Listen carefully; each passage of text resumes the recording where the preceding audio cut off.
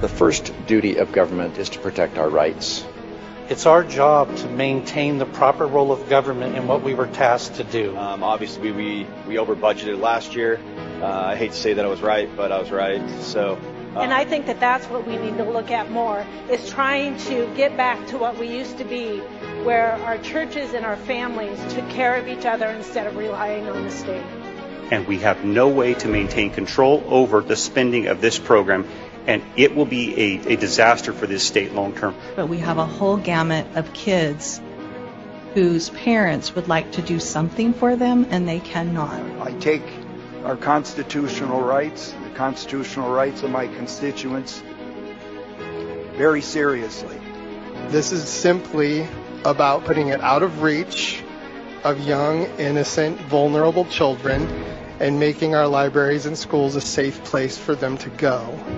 And I am increasingly frustrated that we cannot stop ourselves from drinking at the public trough. He's sounding the alarm. He's saying if we don't address these issues, we potentially might have greater problems moving forward. Mr. Speaker, no matter how you look at it, no matter how you boil this down, there is never any time that a parent's right to govern what their children see and what they're exposed to should ever be bypassed. If I was looking at a business and I was looking at these figures, there would be heads rolling because this is unsustainable. We're supposed to be bottom-up government. We're supposed to be representing my citizens' ideas and your citizens' ideas, and we're supposed to be discussing them and debating them to come to a conclusion. We need to start making Idaho first. We need to start making America first. We need to be protecting our First Amendment rights, not inventing ways to slowly chip away at them. The First Amendment and our freedom of religion, freedom of speech are our first liberties. They are so important. We don't have the rest without them.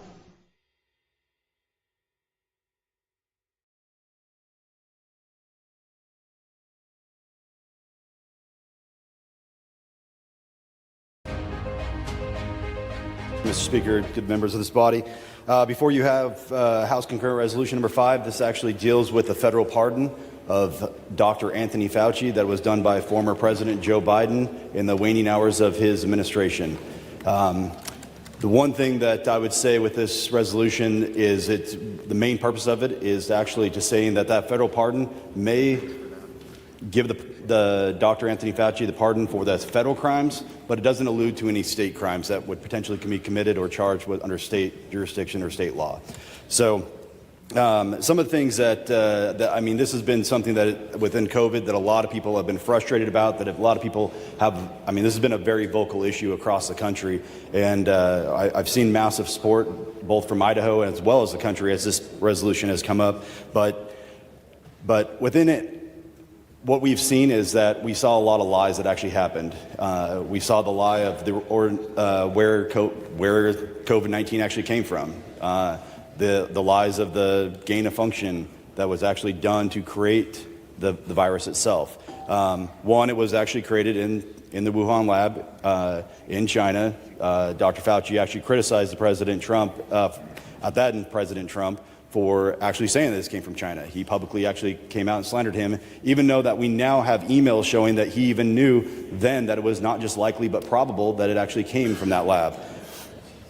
Beyond that, he coordinated with social media companies to limit any other response other than what he wanted to come out in the public. He pushed and silenced anybody on a sense of for the vaccine. The vaccine was still an experimental one. We buried the data, which was at the direction of Anthony Fauci, buried the data that was actually done for 60 years. I didn't realize this was a JFK conspiracy thing, but the way they're going about this was actually complete conspiracy. But within that, we saw that within them burying that data, we saw that the data that we did get a chance to see, we saw very little ineffectiveness within the vaccine itself. Now, I'm not here to debate effectiveness of vaccines or not, but what this vaccine was, this was not approved by the FDA, yet we got a fast track, we silenced anybody else, we pushed any other type of potential other things that would lessen symptoms, that would lessen it because that's how they could get the vaccine out. And really what we had happen was we had a complete chaos within the state of Idaho, or across the country and across the United States with what he actually had done to this. So I think everybody kind of understands this, but I do want to turn over any time I have to my good sponsor, the gentleman from District 13. Does the gentleman from 13 yield? Gentleman yields. The gentleman has the floor. Thank you, Mr. Speaker, and thank you, body, for hearing the resolution today. The intent behind this resolution is, one, to remind Dr. Anthony Fauci that he's not been charged with even a federal crime. I don't believe at all that you can give a pardon to an individual who has not been charged with a crime. Secondly, it's to let him know that he has not been charged with a crime in the state of Idaho. And if that comes forward, Mr. Speaker, it's to let Dr. Anthony Fauci know that should someone file that charge in the state of Idaho, that pardon is not going to be effective in the state of Idaho. What happened under COVID under Dr. Anthony Fauci was absolutely horrific. And I think that what the outgoing president did was an absolute abuse of the pardon power. It should never happen. I think the Supreme Court will find it unconstitutional. You mean to tell me that Anthony Fauci could go out and commit murder today, and he's got this blanket pardon? Absolutely not. Pardons are specific to the crime that has been committed, and so and that you've been charged with. So, Mr. Speaker and members of the body, I'd ask for your green light. Thank you, gentlemen. You've heard the motion. Is there further debate on the motion? Lady from 18. Thank you, Mr. Speaker. I guess actually to begin my debate, I would like ask for a personal privilege, if I might welcome the ladies in blue to our gallery today. The lady has the floor. Thank you. This is the House. This isn't. Thank you, Mr. Speaker. But I would additionally like to debate the resolution. The lady has the floor to debate the resolution. Thank you, Mr. Speaker. First of all, this resolution, I think, is we're entering some interesting territory here, because no presidential power the president does not have the power to confer immunity from state crimes, period. So no presidential pardon ever would extend to potential state charges.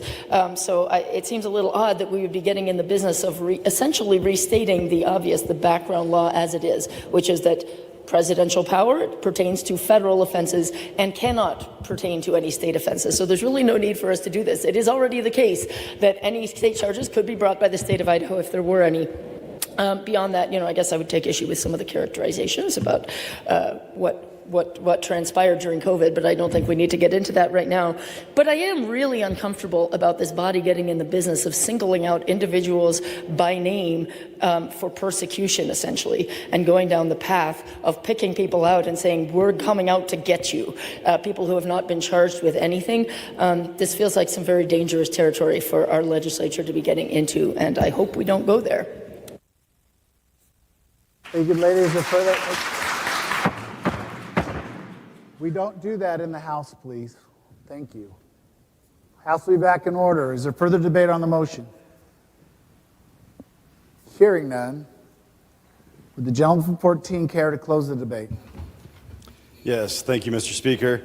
Like I had stated, that we saw mass support across the state of Idaho on this. I've had mass support from across the country on this, thanking Idaho for actually taking this up. But I want to take this time to actually thank former President Joe Biden for his excellent Scooby-Doo tactics and unmasking the villain of COVID-19. With that, I ask for your support and your green light. Thank you.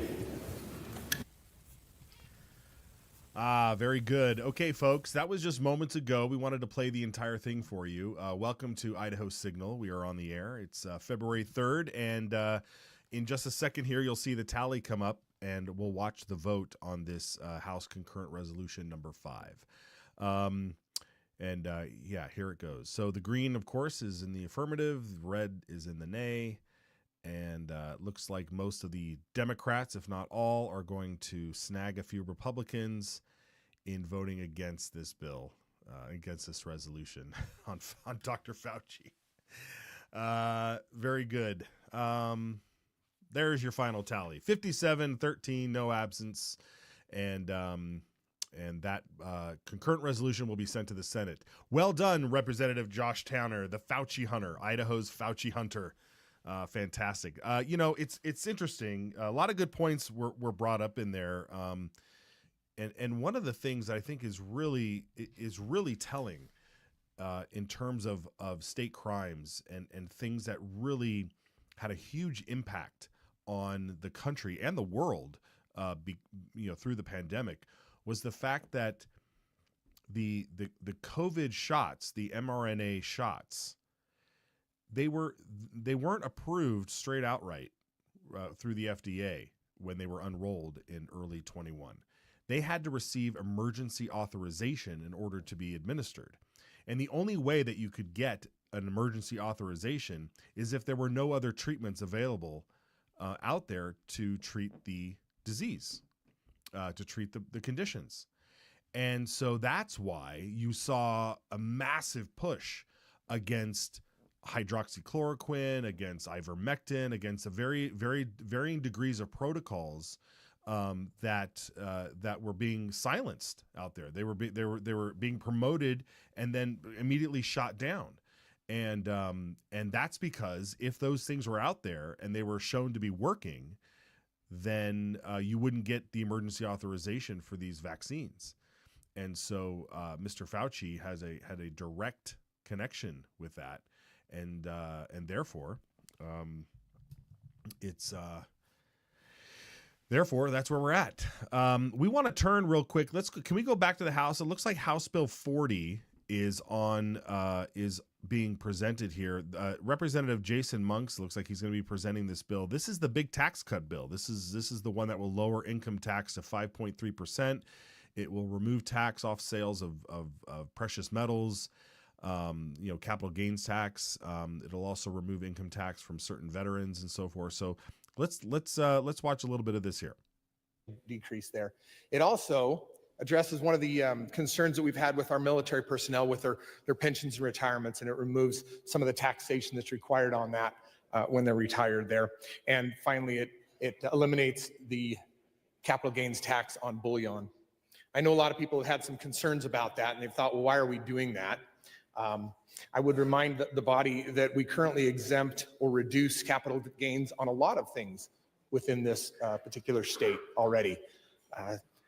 Many of those things are already to the point where 60% reductions on tangible property.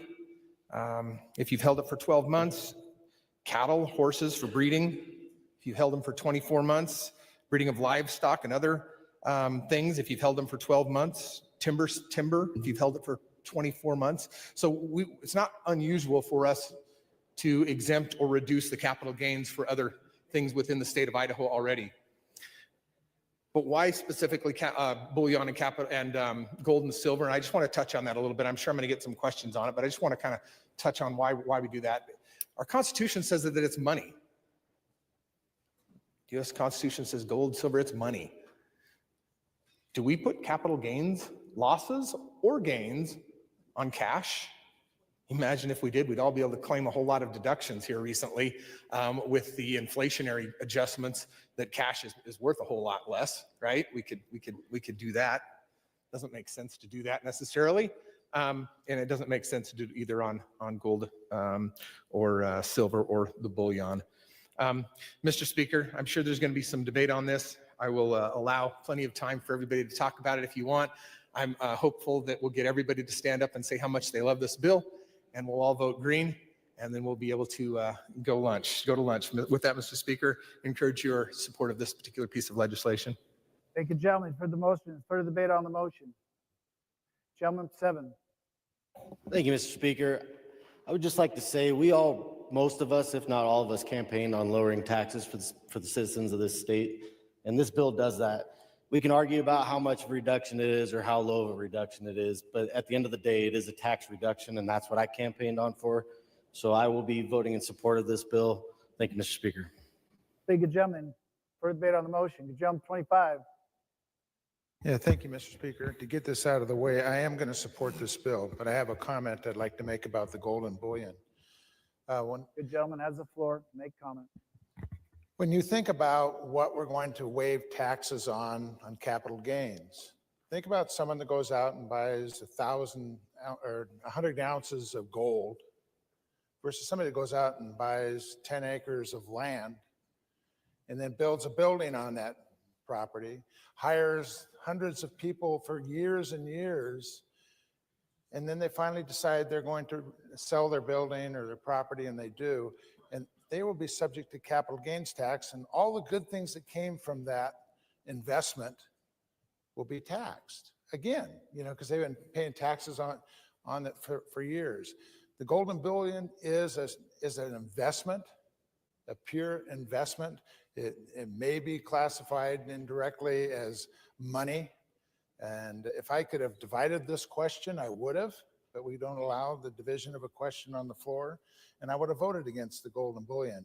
But as the gentleman from 6, I think it is, 7, stated, most of us in this room have campaigned on the idea of lower taxes, and so I'll support the bill. Thank you, gentlemen. Further debate on the motion. Gentleman from 1. Mr. Speaker, it's always a good thing when a state decides to obey the federal constitution that they took an oath to support.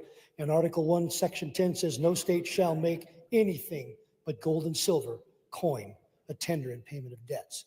I say hurrah for the state of Idaho for finally doing that. Thank you, gentlemen. Further debate on the motion. Gentleman 14. I want to debate in favor of the bill. Gentleman has the floor. On the military portion, I've studied that in the past.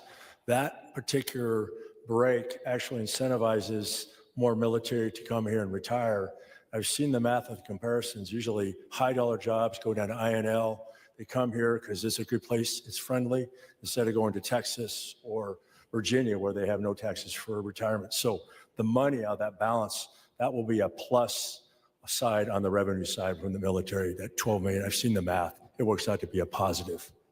Thank you, gentlemen. Further debate on the motion. Gentleman 26. Mr. Speaker, for debate, please. Gentleman has the floor. My thoughts are pretty close to the good representative from 25. This bill reminds me of an old tune, 2 out of 3 ain't bad. The third part, the bullion part, is the one that gives me the most heartburn. As a really conservative person, if you look at this from a business standpoint, there's nothing wrong with the industry to sell precious metals. If you want to buy hedges or on the futures market, you're more than welcome to do that. I like the old adage that you should go with what makes you the most money. What makes Idaho the most money is our ag businesses. The economic multiplier on ag is absolutely, I believe, the highest of any industry. So if we're going to do this, I would lay it as a responsibility of the good gentleman from 22 to bring a consecutive bill that would extend capital gains exceptions to our agricultural industry. He's on the phone, but I'll remind him. Thank you, gentlemen. For debate on the motion. Hearing none. Gentleman from 15. Thank you, Mr. Speaker. To debate. Gentleman has the floor to debate the motion. Thank you very much. So first, I do support the military portion of this bill, and if it was a standalone bill, I'd be co-sponsoring it. But when we talk about, and also I also support lower taxes. But when you make the decisions, decisions on fiscal policy through a series of bills, it's really important to make sure that you're not only looking at the tax side of it, but the cost side, but you're looking at the benefit side as well. And that's what's missing from this bill and the broader issue of tax relief. Because yes, I know constituents want tax relief, but they also want to make sure that the state is providing, excuse me, the kind of services that they expect and that only the state can provide. So if I use kind of a family analogy, if I may, a growing family, like a growing state, if you have 2 or 3 kids and another one's on the way, maybe twins, the roof needs repair, you need to build an addition to the house. The first question you ask your spouse at the kitchen table is not how much less income can our family get by with next year? How much can we cut our income? No, the first question you ask your family is, what do we need to meet the needs of a growing family? So my concern about this bill is that in conjunction with other tax bills that we're looking at, adds up to over $400 million that we're going to take off the table every single year. Mr. Speaker. Jones, 22. Mr. Speaker, point of order. Referring to pending legislation is not allowed by our book rules, and we have a bill here that's $253 million. The gentleman mentioned bills that totaled $400 million. Good question. Maybe he was going to start talking about those bills. We could keep it back to this bill. Good job, Yeah. 15. That would be nice. Mr. Speaker, I appreciate the objection. I'm not going to talk about any of those other bills. The only reason I raised that is because in the broader context of creating tax policy through a series of separate individual bills, and they can't be viewed in isolation, but that's the extent to which I was going to address that point. Thank you, good gentleman. Continue. Thank you very much. So what we need to do is look at the other side of the ledger, not how much are we taking off the table, which is collectively over $4 billion over 10 years. What are the needs that a growing state, a growing family needs?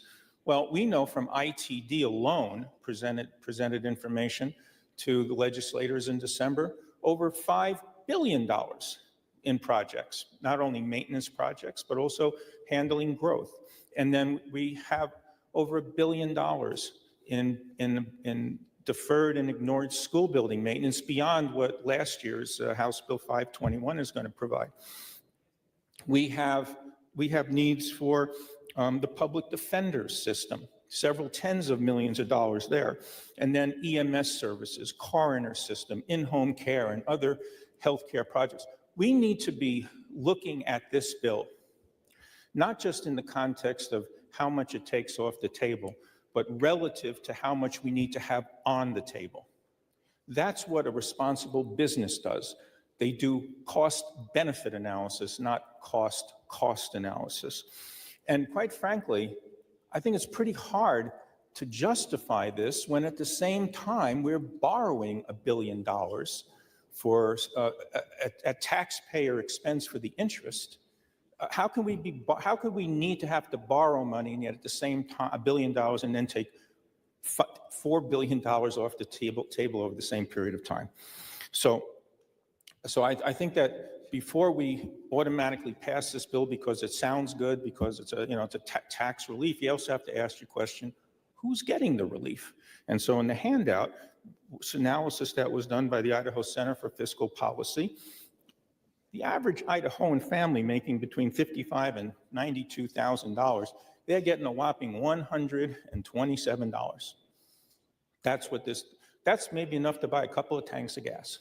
And if you're lucky enough to be making $150,000 a year, you can get $264. Okay, we are listening to debate on House Bill 40 here. This is the $253 million income tax cut, which will lower income tax down to 5.3% for individuals and businesses, I believe, as well, across the board.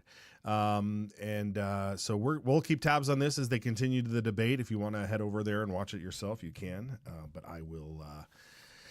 We'll keep you informed as how it goes. We do want to get into some other news real quick, so we're going to take a quick break, and we'll be right back. And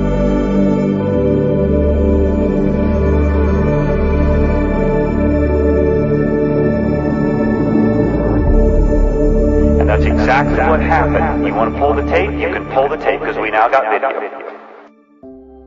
Idaho is the dirt under your fingernails after an honest day's work.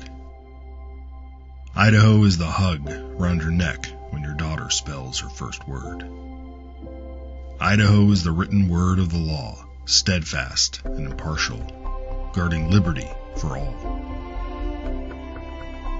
Idaho is the family rifle passed down, a legacy of protection and the right to stand firm. Idaho is the echo of your own voice, unshaken and free, standing tall among a world silenced. Idaho is the home that's built to weather storms, not empty wallets. Idaho is the quiet trust between a patient and healer, unbroken and sacred. Idaho is the hymn carried by the Spirit, gathering neighbors together in faith and purpose. Idaho is the laughter around a campfire, a family's bond growing stronger with every word. Idaho is the pioneer's will, firm and clear. We govern ourselves, free and unbound. Idaho is what America was. Let's keep it that way. Ask your legislator to sign the Citizens Alliance of Idaho pledge to preserve our shared values. We ride together.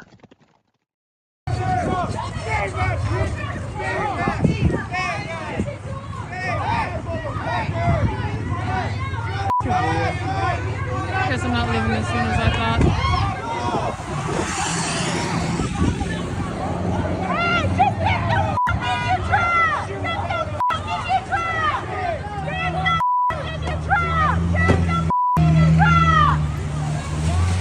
Yeah, folks, that is not Los Angeles. That's Idaho Falls. That's East Idaho there for you, folks. That was just a small protest in front of a rib shack or something of that nature. Close by was a big protest down in Idaho Falls.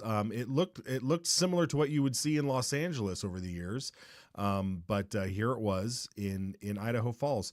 A lot of folks out there protesting ICE and Homan and Kristi Noem and Trump's threats of, and they're not threats, they're promises of deporting criminal illegal aliens.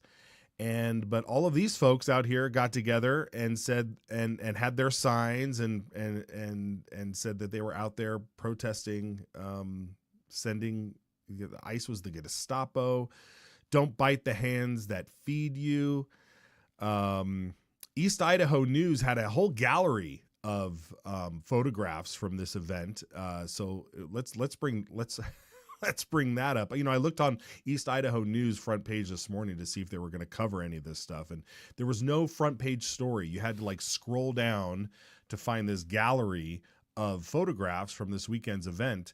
And as soon as we get that up there, I think we had it in our chat earlier. If you guys can't find it, but we'll show some of these photos. But here's the thing, folks. Here's the thing, folks. And I know I don't need to tell you a lot of this, but here it is. Look, scroll. Yeah, just have a happy time scrolling through all of this. Just scroll down all the photographs that are in here. There they are across the bridge, talking about how no one's illegal on stolen lands. Immigrants keep America great. Don't bite the hands that feed you. I mean, the chutzpah, the absolute chutzpah of these folks out here protesting.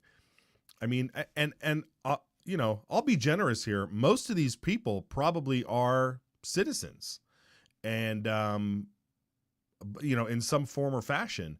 But they're out there waving Mexican flags. You're out. I mean, after 8 years of America first, taking care of our own, suffering through the horrible manufacturing state of this country that has put so many people out of jobs, and then the flooding of illegal immigration in this country over the past 4 years. I mean, millions upon millions upon millions of people, and you just saw an entire landslide election with the top priority being no more illegal immigration, and you're waving the Mexican flag. I'm sorry. I don't understand it. I don't understand it. Look at these photographs. That's Idaho Falls, folks. That's Idaho Falls. I don't know what's going on over there, but that's the big priority over there in Idaho Falls. So you can look at those pictures over at East Idaho News. The other interesting thing about this is especially when you see a sign like "Don't bite the hands that feed you," excuse me, yeah, there it is. What are you talking about? What are you talking about? Because I'm pretty sure that there are SNAP benefits or welfare benefits that have been extended to illegal aliens in our state. And while it's hard to break down those numbers because you don't know how many people are actually illegal, who are using the schools system, free lunches, welfare programs, Medicaid programs, hospitals, all sorts of benefits out there that we're supposed to be using for ourselves, right? That we pay into for ourselves. the illegal immigration is overwhelming the system. And last year, we have an article from the Spokesman. If you guys want to pull that up in a second, we have an article from the Spokesman review. Let me see if I can find my copy here. That said that covered the bill last year. There was a bill last year, February of last year, 2024, and it says a bill restricting public aid for undocumented immigrants fails in the Idaho House Committee. A bill to prevent undocumented immigrants in Idaho from accessing publicly funded assistance is not moving forward in the Idaho legislature. Representatives Jordan Redmond from Coeur d'Alene, Representative Josh Tanner, who we saw earlier on the program already, presented House Bill 615 to the House Health and Welfare Committee, emphasizing that its purpose was to make Idaho less attractive to undocumented immigrants by removing access to public benefits. Here's Redmond's quote. "In my opinion, we should not be using taxpayer dollars to serve folks that should not be here in the first place. We need to use those resources for the citizens that are here legally if you need some help from the state." So this bill that they were presenting at the time in a Republican majority committee, the House Health and Welfare Committee, was voted down 7-5. 7-5. And therefore it stood. So we expect to see a similar bill come through this year to kind of tackle this. But in the meantime, immigration is going to be out in full force across this country, removing they're starting with the criminal illegal aliens. And I remember there was a press conference where the Trump's press secretary said they're all illegal, right? If you're here illegally, you've already committed a crime. So you are a criminal. If you're here illegally, you are a criminal. So that's where we're at. Anyway, real quick, if you're a little bit confused or you want to push back on some of the things that Idaho offers to illegal immigrants, to illegal aliens, under Idaho law, to receive public assistance, state agencies are required to verify the lawful presence of adults applying for state, local, and federal benefits. However, there are 8 exceptions for which lawful presence is not required by Idaho law. This is from the article. For those seeking healthcare services in emergencies that are not organ transplants, short-term non-cash-in-hand emergency disaster relief, public health assistance for immunizations and treatment of symptoms of communicable diseases, programs and services such as short-term shelters, soup kitchens, crisis counselings, prenatal care, postnatal care, food assistance for dependents. House Bill 615 aimed to remove 6 of those exemptions to public assistance, but it did not go through. So that being said, folks, it's a new day, and we're going to continue to see this move forward and such. I believe Brian Allman is with us. Let's see if Brian Allman, give him a second to get alert. Hey, Brian, how are you this morning? Hi. Or afternoon for you. It's noon in the South. It is noon 03 here. Yes, that's right. As we continue to watch the tax bill on the House floor, there's still debate going on H40. But I kind of wanted to get your take on some of this immigration nonsense that erupted in Idaho Falls. As well as we saw another post that says this might happen again next weekend in Burley. So things are just ramping up. What's your take on this so far? Well, this is definitely an issue that's coming to a head. It's an issue that we've been struggling with for a couple of years now. And throughout the Biden administration, obviously, there's been absolutely no control at the border. People have just been coming in. Over the weekend, I saw some people who were writing some tweets about the meatpacking industry and how it's been essentially taken over by guest workers, whether legal or illegal. And I remembered a podcast a few years ago from somebody who used to work in the Trump administration talking about how what the Biden administration was doing was essentially taking unaccompanied minors and delivering them to these meatpacking plants throughout the Midwest because they were listed as their family sponsors. They're trying to reunite families, but it's really just essentially delivering them into slave labor. And you wonder how much of that is going on here in Idaho. And, you know, you see, don't know the citizenship status of the people who are protesting here. They could be legal, could be illegal, but sure, the optics of waving the Mexican flag through the streets of Idaho when the zeitgeist has changed so much in the last year with the election of Donald Trump and the start of these mass deportations. It's really not a good look, and we're going to see what happens here in Idaho. I was also reminiscing over the weekend that Senator Jim Guthrie, the chair of the Senate State Affairs Committee, he's been trying to get a bill through the last couple of years to allow illegal aliens to have driver's licenses. Their rationale is that they're already here. We want to make sure they're licensed and not causing problems on the road. But obviously that just incentivizes and condones law breaking. Like you said, once you cross the border without authorization or you overstay your visa, you are breaking the law.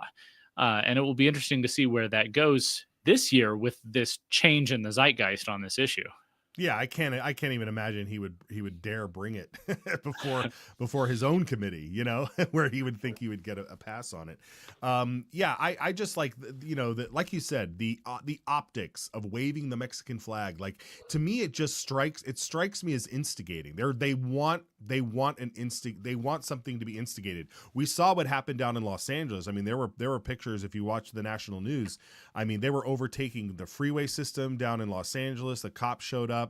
There was a standoff, and then the cops just left, because you can only imagine what the press and what the left want when they see optics like this, like a big truck with the American flag coming down. Like, it kind of reminds me a little bit of that stupid fake story that happened in Coeur d'Alene last year.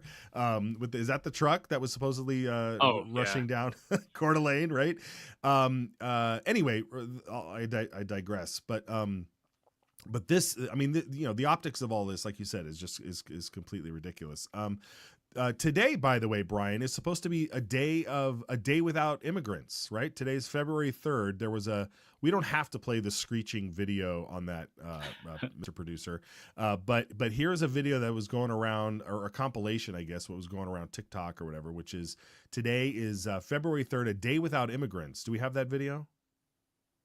Yeah, here it is. Protest of immigrants within the United States. We will not be going to work, we will not be going to school, and we will not be spending a single penny. A mass strike in every single industry that relies on immigrant labor, because in my opinion, that is the best way that you show Donald Trump and Republicans what it actually means to get rid of all of the people that help this country run. This year, again, the day without a Mexican / a day without an immigrant. All right, can we, say it with me, Brian. We're waiting for the day without illegals. Can we get to that day? Whatever that day is on the calendar, I'm ready to celebrate, right? Well, with President Trump and Mr. Homan running the show, maybe that day is coming soon. Yeah, hopefully. All right, folks. Well, there's not too much that we can do from our vantage point here, except watch it and follow it. But if these things erupt in your city, stay safe. Don't get stupid. Just let them have their little protest or whatever. Now, apparently, they're going to be coming into the Capitol this week to do a peaceful protest. So we'll, I'll try and be there for that. And they'll be waving the Mexican flags, you think? I don't know. We'll see if they respond to the response here. If they adjust their optics. Yeah. We'll see. We'll see how it goes. Okay. And again, like, why are you fighting for illegal activity? Like it's completely un-American. It's completely un-American. Although it seems to be very American these days with whatever administration's in charge. Got this idea that borders are just imaginary lines and that people can live wherever they want. Earlier in the debate on House Bill 40, Representative Birch was comparing the state budget to a family's budget, and I don't think that was a good comparison at all, but that's a different subject. Let's compare the borders of the United States to the borders of your property.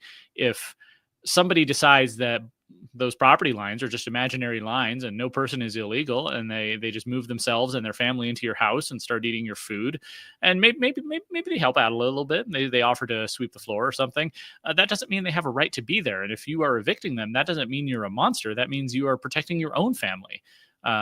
If we turn a blind eye to the law breaking of people who are coming here, illegally or overstaying their visas or whatever, that is an injustice to the people who, not only the people who are born here, whose country this is, but also to the people who go through the legal process of migrating here for whatever reason.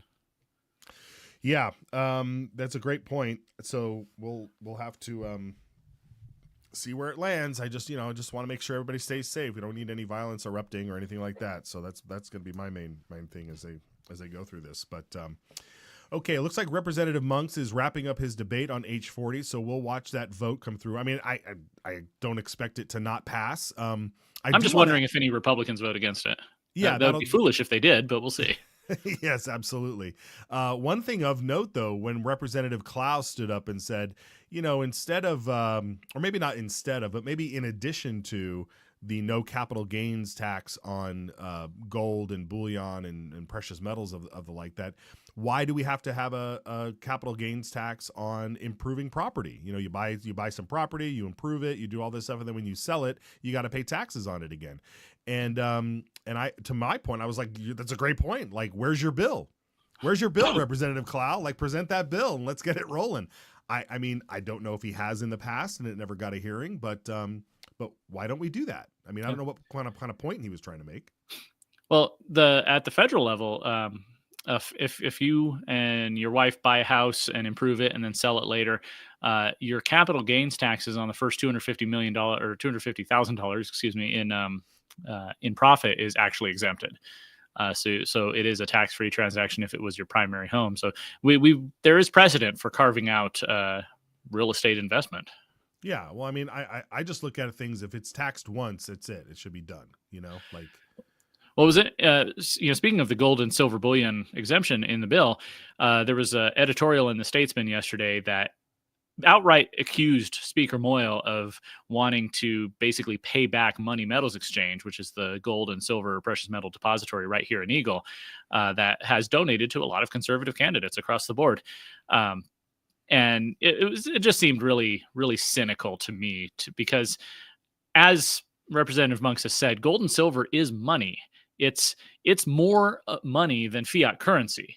And so to charge someone capital gains tax because they're selling gold or silver, and the only reason that they made a profit was because the value of money decreased is it's ridiculous when you see it that way. But the editorial writers at the Statesman and others throughout the state, all they can see are cynical political power plays behind every corner. Yep, very true, very true. All right, well, it looks like Representative Monks is going to keep talking there. So like I said, we'll continue walking. Let's shift gears a little bit, Brian. We wanted to look at a bill this morning from Senator Lenny dealing with voter ID. So let's watch a little bit of. Well, actually, let's back up a little bit here. I believe we have his tweet. He posted on X back during the general election. Here it is. Here.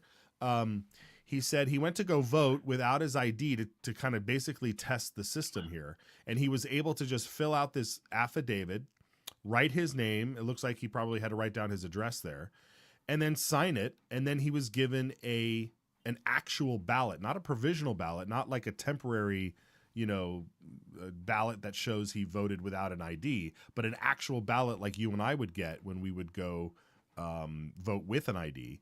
And that ballot was able to go right into the system there without him ever having to show an ID. Now, of course, if it was proven that he was a liar here and they tracked him down, he would be held liable for a crime, perhaps.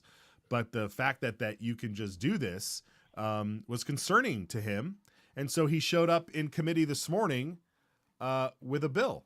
And we're going to get to that real quick, but let's watch this vote on H40 here real quick.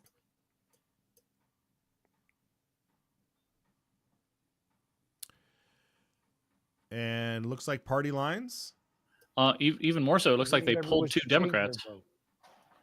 I'm trying to go down the list to see which ones. That's right. There's 9 Democrats, right? Representative Galaviz voted for it. Need to read faster here. Representative Achilles. So Representative Galaviz and Achilles from Boise both voted for the tax cut. Yeah, that's District 16. So they're both from District 16. So I wonder what the demographics there that makeup is for that sort of tax cut. Very interesting. Yeah. Okay. Very good. There we go. All right. Well, we knew it would pass, so you're right. It would be interesting to see who voted for it or against it as such. So anyway, all right. Well, then let's go back to this voter thing. So Lenny posted out that tweet. saying he voted by an affidavit. And then this morning he showed up with a bill, and let's watch a little bit of that. Welcome to committee, Senator. Just introduce yourself and the time's yours. Thank you, Mr. Chair, members of the committee. Brian Lenny, Senator for District 13, Nampa, Idaho. So RS 31849 deals with an election integrity issue because right now in Idaho, you can show up to the polls and vote with no photo ID. I know because I did it last year, test out the system. And sure enough, you can show up, no photo ID, and vote, and they take your ballot because Idaho is one of the few states in the nation that allows you to vote with a personal affidavit in lieu of a photo ID. I would submit to you that with early voting 2 weeks before the election and with mail-in voting starting, I believe it's a little over a month before elections, that there's no reason someone should not be able to vote beforehand. So I don't really see a reason for this affidavit. You cannot purchase alcohol without a photo ID. You can't go to a bar and sign an affidavit saying you're 21. You can't buy cigars or cigarettes without an ID. You can't walk into a gun store and purchase a gun without an ID and sign an affidavit saying you are who you say you are. So that's all this bill does, is eliminate the personal voting affidavit. If there's no ID, I don't think you should be able to get a ballot, vote, and walk away. It's a loophole that's ripe for fraud, and RS 31849 seeks to close it. So with that, I'll stand for any questions. Very good. Brian, some good points Senator Lenny brought up there with regard to where else can you sign an affidavit saying who you are when it comes to things as simple as buying cigarettes or alcohol. This is your vote, right? This is important. Yeah, and that's the thing about voting. Having been a poll worker, I've been trained in all the things that you can do. Obviously, to register to vote, you can't just sign an affidavit. You do have to present ID and a proof of residence in the place you say you're living. But to actually check in to vote, you're supposed to show ID to show that I'm the person who's checking in to vote. Under my name. I'm Brian Ullman. I am voting right now, and then the records will show that I voted then. And it's confirmed by ID. That's such a great point. You have to show ID to register. But when you actually do the act of voting, it's okay. Just sign a piece of paper. And you can kind of understand from if you give them the benefit of the doubt, why they put that in there. What if you forget your wallet and it's been a busy day? You're so kind. Well, you're so kind. But as Senator Lenny said, with early voting and absentee voting, there really isn't an excuse anymore. Just remember your ID. And if you forget it, well, Go back and get it and come back. Go back and get it. Go back and get it. Or who doesn't walk around? I mean, sure. I every now and again you forget, right? But when you're going to vote, I'm going to go vote. I'm going to vote. Okay. Anyway, well, he was asked a few questions. They did print the bill, so they'll have a full hearing and he'll come back with some more statistics. He said he had a bunch of statistics. I think he said that when he conferred with the Secretary of State's office that there were 2,000. 2,000 or so people that have done that, and that's that's a pretty big number. It's not just a few hundred; it's a few thousand. So and it could be more during bigger elections. The way it's supposed to work is that if you sign that affidavit, I think they're supposed to go back and check and verify. And if they find out that you lied on that affidavit, then they can charge you with perjury or with lying, on an official document or whatever that actual technical charge will be. Right. That would be an interesting question, though, to find out how many people have actually been charged for that. How many people have been discovered to have been falsely doing that? I don't know if it's high, but I still don't think we need this loophole here. No, we don't. And the problem, and the big problem after all of that is the ballot is still in the system. It still got counted. Yeah, and ballots, that's something people need to understand. Ballots are secret. There's, once the ballot is separate, once you put it in the machine and it drops into the box, or however you do it in other counties, that's how you do it in Ada County, it is completely divorced from you. So if you falsely sign an affidavit and you put in the ballot and it goes into the ballot box, even if you're found to have lied later, there's no way to figure out which ballot was yours and remove it from the tally. Yep, that's it.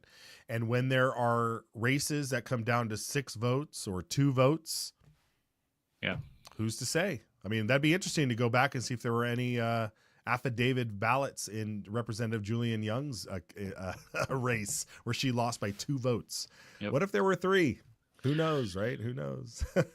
Or just 1. Okay, another bill that came up today. It sounded to me like you might have had something to do with this. Representative Brandon Mitchell presented a bill today regarding candidates. I don't know. Yeah, let's listen to a little bit of this, and then you can give us a little bit of backstory on where this came from. So let's watch that. The House State Affairs. Thank you, Mr. Chair and committee. Representative Brandon Mitchell from District 6. We cover Lake Todd, Lewis, and Nez Perce counties. I'd like to excuse Representative Horman. She is still in JFAC, but she will be here for the full hearing should you choose to send this on forward. Today we've got an RS 31949C1. Recently, there have been issues with playing games in our very loose and generous candidate withdrawal laws. This has resulted in placing clearly unserious candidates in as placeholders to be replaced later, depending on who won the primary from the opposing party. Idaho's current law is totally outdated since it allows candidates to be placed or to be replaced on the ballot as close to 10 days to the election. This may have worked in provisions put into law back in the 70s when early voting didn't exist and almost no one voted absentee.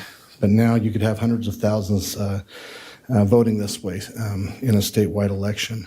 We all seen this happen in a federal election. This does not cover federal elections, but we all seen this happen this year when President Biden received all of the votes for the primary and they put Kamala Harris in his place.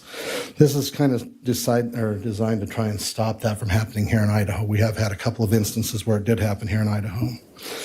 So this RS moves the deadline. Let's get into that. Very good, Representative Mitchell there. So let's get into this. What was the cause of this? Why are we doing this, Brian? Oh, you're muted. Sorry about that. I am proud to have played a small part in the development of this bill. So you go back to 2022. You have the incumbent Attorney General, Lawrence Wasden. The Democrats run a fellow, a little known fellow. And then when Raul Labrador wins the primary instead of Wasden, they swap. They go get Tom Arkush, who they think will pull more Republican votes. They did the same thing in the treasurer's race that year. They do it in legislative races all the time. This year was one of the most egregious, where when Camille Blaylock defeated Chris Trakel in the primary, and then Kent Marmon defeated Julie Yamamoto in the House primary, both in District 11, the District 11 Democrats tried to swap their candidates. Each one in those races withdrew, and then they were reappointed to the other race. It turned out to be illegal. The Secretary of State's office didn't catch it in time, and so they had to reverse that. But still, the fact that they're just getting so comfortable playing games with elections, whoever wins the primary doesn't matter because you'll just replace them with someone else depending on who wins the Republican primary. Yeah. Now back up a little bit here. Go back to the Arkush Raul Labrador thing. So the whole thing was that Wasden was running for re-election for Attorney General, correct? Mm-hmm. Yeah, he'd been in office for 20 years, and he was running again. And Raul Labrador was coming at him from the more conservative angle. Right. And when Raul won, the Democrats swapped out their candidate. Right. Is that what you're saying? So the Democrats had their own thing. So this Arkush guy wasn't running in any primary, right? Correct. A fellow named Steve Scanlon won the Democratic primary for Attorney General, and he was unopposed. And it really seemed like he was. This is just my speculation. It's like he was just supposed to be the sacrificial lamb to go up there, and while Wasden got his 5th or whatever number, 6th term. But when Raul Labrador won, they were suddenly panicking because, this is a pretty conservative guy who might actually do conservative things in this office. And so they swapped him out and brought in Tom Arkush, who was a registered independent, and they got the Republicans for Arkush to come out and endorse him. It still didn't work, thankfully. But it shows that they... It shows how awful these people are. I mean, and Brandon pointed it out again when they kicked out Biden and threw in Kamala because they were like, oh, Trump's not going anywhere, so I guess we need to do something different this time. and they swapped out, and nobody had a problem. No Democrats had a problem with it because they do it all the time for themselves. I mean, that is these people they're cheaters, they're liars, they're thieves, they're all sorts of horrible things.